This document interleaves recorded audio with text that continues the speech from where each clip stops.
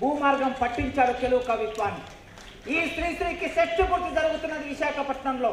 అప్పుడు షష్ఠపూర్తి జరుగుతుంటే షష్ఠపూర్తి అంటే 60 సంవత్సరాలు పూర్తయిన వాళ్ళని షష్ఠపూర్తి చేస్తారు. ఆ సందర్భంలో శ్రీకాకుళ సంఘటన జరిగినప్పుడు Andhra university, Osmania university, Jambikunta college విద్యార్థులు, ఖమ్మం కాలేజీ విద్యార్థులు అందరూ కలిసి ఒక ప్రశ్న వేశారు కవులకి.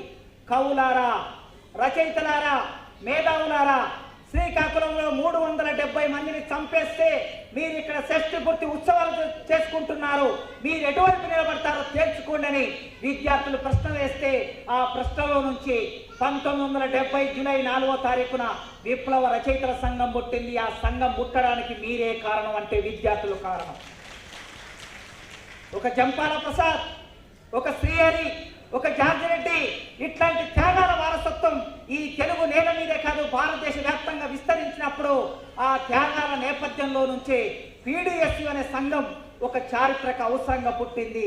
భారతదేశంలో ప్రజలు చేస్తున్న పోరాటాన్ని, ఆ పోరాటాన్ని వ్యాఖ్యానించడానికి, ఆ పోరాటాన్ని ప్రచారం చేయడానికి, ఆ పోరాటంలో భాగం కావడానికి, ఆ పోరాటానికి నాయకత్వం వహించడానికి విశ్వవిద్యాలయాన్ని, కాలేజీలను వదిలి విద్యార్థులు గ్రామాలకు తరలారు.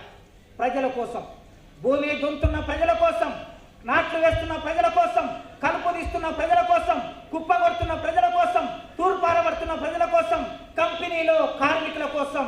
విద్యార్థులంటే చదువు మాత్రమే కాదు, పోరాటం కూడా, సమాజాన్ని మార్చే పోరాటం చేయాలనే పిలుపును ఈ భారత సమాజానికి నేర్పించింది పీడీఎస్యు అనే సంఘం. అందుకే ఆ సంఘం నేపథ్యంలో నుంచి మీరు ఇవాళ నడిచొచ్చిన వాళ్ళు, ఈ 2 తెలుగు రాష్ట్రాల్లో నుంచి నడిచొచ్చిన వాళ్ళు, ఉస్మానియా యూనివర్సిటీ త్యాగరాజ్యంలోకి వచ్చిన వాళ్ళు ఒక త్యాగ భూమిలోకి వచ్చారు, ఒక వారసత్వంలో నడుచుకుంటూ వచ్చారు కనుక రేపటి భవిష్యత్తును కలగనవలసిన బాధ్యత కూడా మీ మీదనే ఉన్నది. చెరబండరాజు పేరు విని ఉంటారు. చెరబండరాజు తెలుగు నేల మీద అద్భుతమైన కవి. చెరబండరాజు దిగంబర కవి, చెరబండరాజు విప్లవ కవి. విప్లవ కవిగా ఉన్న చెరబండరాజు యువతరాన్ని గురించి మాట్లాడాడు, యువతరం గురించి రాశాడు, యువతరం గురించి పాడాడు. పెద్దవాళ్ళందరికీ తెలుసు, పీడీఎస్లో పనిచేసిన వాళ్ళందరూ విని ఉంటారు.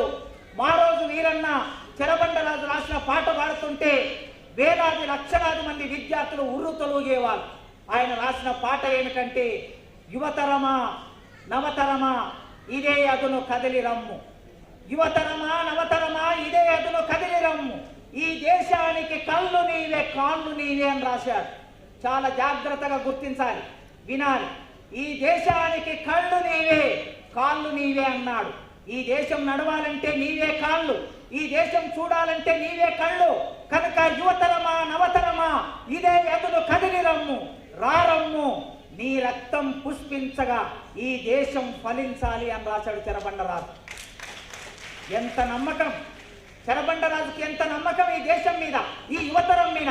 ఒక్క చెరబండరాజుకే కాదు, భారతదేశంలో విద్యార్థి ఉద్యమానికి విత్తనము నాటినవాడు భగత్ సింగ్. నవ యవ్వనంలో 20 సంవత్సరాల వయసులో హిందుస్థాన్ సోషలిస్ట్ రిపబ్లిక్ అసోసియేషన్ అనే సంఘాన్ని పెట్టి మొత్తం భారతదేశ వ్యాప్తంగా విప్లవ విద్యార్థి ఉద్యమాన్ని వ్యాపింపజేసిన వాడు భగత్ సింగ్. రవి అస్తమించని బ్రిటిష్ సామ్రాజ్యవాదం మీద దెబ్బ కొట్టి, తుపాకీ చేతబట్టి, కాల్పులు జరిపి ఇక్కడున్న భారతీయ వీరులని, భారతీయ నాయకుల మీద బ్రిటిష్ వాళ్ళు దాడి చేస్తే ఒక్కరిని కూడా వదిలిపెట్టమని చెప్పి వెంటబడి వేటాడి చంపి బ్రిటిష్ ప్రభుత్వం వెన్నులో వణుకు పుట్టించిన వాడు సర్దార్ భగత్ సింగ్. ఆ భగత్ సింగ్ నేల మీద విద్యార్థి ఉద్యమానికి విత్తనాలు నాటాడు. ఆయన 24 ఏళ్ల వయసులో ఉరికంబాన్ని ముద్దాడాడు. మీ వయసులో ఈ దేశం కోసం ఏమి కోరుకున్నాడు?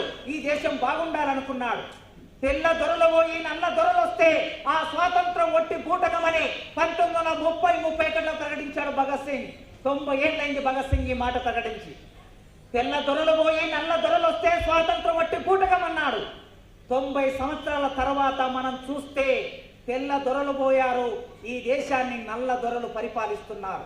ఈ దేశాన్ని అమెరికా పెట్టుబడిదారి పరిపాలిస్తున్నది. ఈ దేశాన్ని ఇంగ్లాండ్ పెట్టుబడిదారి, జర్మనీ, జపాన్ పెట్టుబడిదారి, గ్లోబల్ కంపెనీలు ఈ దేశాన్ని పరిపాలిస్తున్నాయి. బహుళ జాతి కంపెనీలు ఈ దేశాన్ని పరిపాలిస్తున్నాయి. కనుక మిత్రులారా, ఈ సందర్భంలో భగత్ సింగ్ ఆనాడు విద్యార్థి ఉద్యమాన్ని నిర్మాణం చేస్తే ఆయన అమరుడైతే ఊగరా ఊగరా ఉరికొయ్యలనందుకొని, ఊగరా ఊగరా ఉరికొయ్యలనందుకొని నీ నెత్తుటి కోనేటిలో నవలోకం వికసించునని కవులు భగత్ సింగ్ ఉరికంబం మీద ముద్దాడుతున్నప్పుడు రాశారు.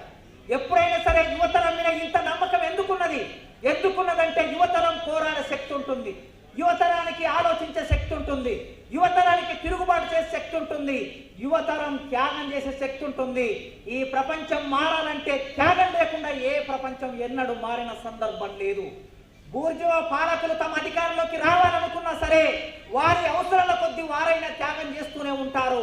త్యాగం చేయకుండా రాజులు మారలేదు, త్యాగం చేయకుండా రాజ్యాలు వాళ్ళ చేతిలోకి రాలేదు, త్యాగం చేయకుండా ప్రపంచం మారలేదు. రష్యా విప్లవం రావాలంటే, చైనా విప్లవం రావాలంటే, దేశానికి స్వాతంత్రం రావాలంటే, తెలంగాణ రైతాంగ సాయుధ పోరాటం నైజాంకు వ్యతిరేకంగా జరగాలంటే వందల మంది వేల మంది త్యాగం చేస్తేనే సమాజంలో మార్పు వచ్చింది. కనుక ఆ త్యాగ గుణం ఎవరికి ఉంటుందంటే విద్యార్థి యువతరానికి త్యాగ గుణం ఉంటుంది.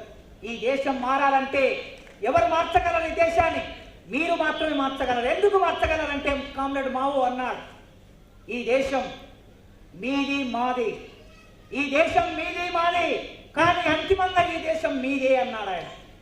మీది మాది అన్నాడు, కానీ మేము అన్నప్పుడు 60 ఏళ్ల వాళ్ళు, 70 ఏళ్ల వాళ్ళు, 80 ఏళ్ల వాళ్ళు ఆరిపోతున్న దీపాలు, వాళ్ళు వారిపోతున్న సూర్యుళ్ళు, వీళ్ళు వెలుగుతున్న విద్యార్థి యువతరం, వెలుగుతున్న ఉదయిస్తున్న సూర్యుళ్ళు, వెలుగుతున్న దీపాలు.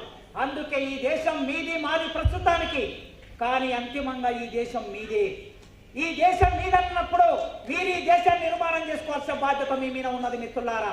నిర్మాణం చేసుకోకపోతే రేపు రానున్న కాలంలో కష్టకాలం చూడబోతున్నాం మనం.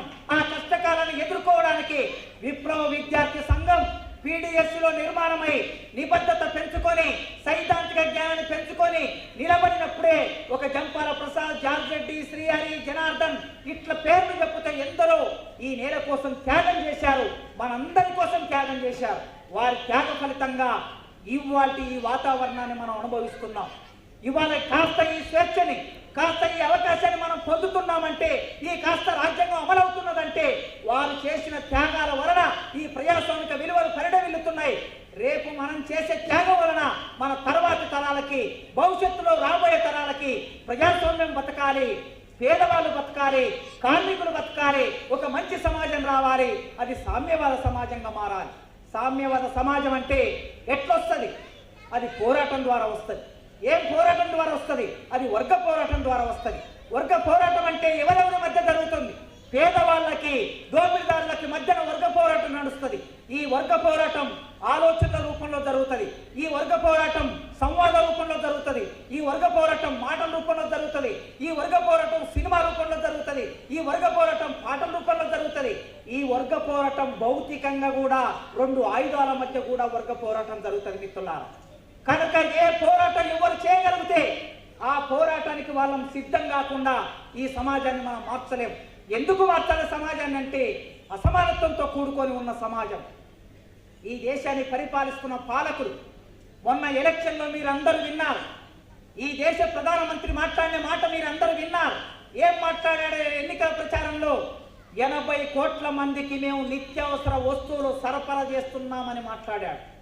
80 కోట్ల మందికి నిత్యావసరాలు సరఫరా చేస్తున్నారంటే ఈ దేశంలో 80 కోట్ల మంది పేదవాళ్ళు ఉన్నారని అర్థం. 140 కోట్ల జనాభా ఉంటే, 145 కోట్ల జనాభా ఉంటే 80 కోట్ల మంది అంటే 80% జనాభా ఈ దేశంలో పేదవాళ్ళు ఉన్నప్పుడు మరో మాట ఏం మాట్లాడుతున్నారు? ఈ దేశం చాలా అభివృద్ధి అయిందంటున్నారు, ఈ దేశం వెలుగుతుందంటున్నారు, ఈ దేశం ప్రపంచంలో 3వ అతిపెద్ద ఆర్థిక వ్యవస్థ అంటున్నారు. 80 కోట్ల మంది పేదలున్నది నిజమా? వెలుగుతున్నది నిజమా?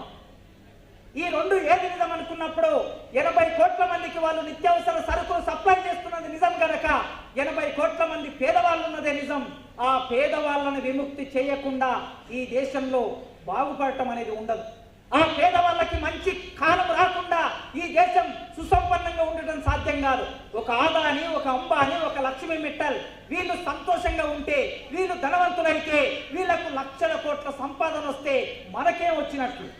కనుక గ్రామాలన్నీ విధ్వంసం అవుతున్నాయి, గ్రామాలని తాగుడుకు బానిసలుగా చేస్తున్నారు, యువతరాన్ని మత్తుకు బానిసలుగా చేస్తున్నారు, మద్యానికి బానిసలుగా చేస్తున్నారు, మాదక ద్రవ్యానికి బానిసలుగా చేస్తున్నారు. ఎందుకంటే యువతరం చేసే పోరాటం ఆ శక్తి ఏమిటో వాళ్ళకి తెలుసు. గనక PDS ఏర్పడే కాలంలో వియత్నాం యుద్ధం జరిగింది. మీకు ఇచ్చిన కరపత్రంలో ఒక్కసారి చదువుకోండి. పీడిఎస్ ఏర్పడడానికి ముందు భారతదేశంలో ఎట్లాంటి పరిస్థితులు ఉన్నాయో చాలా వివరంగా కరపత్రం రాశారు. 1965-66లో ఫ్రెంచ్లో విద్యార్థి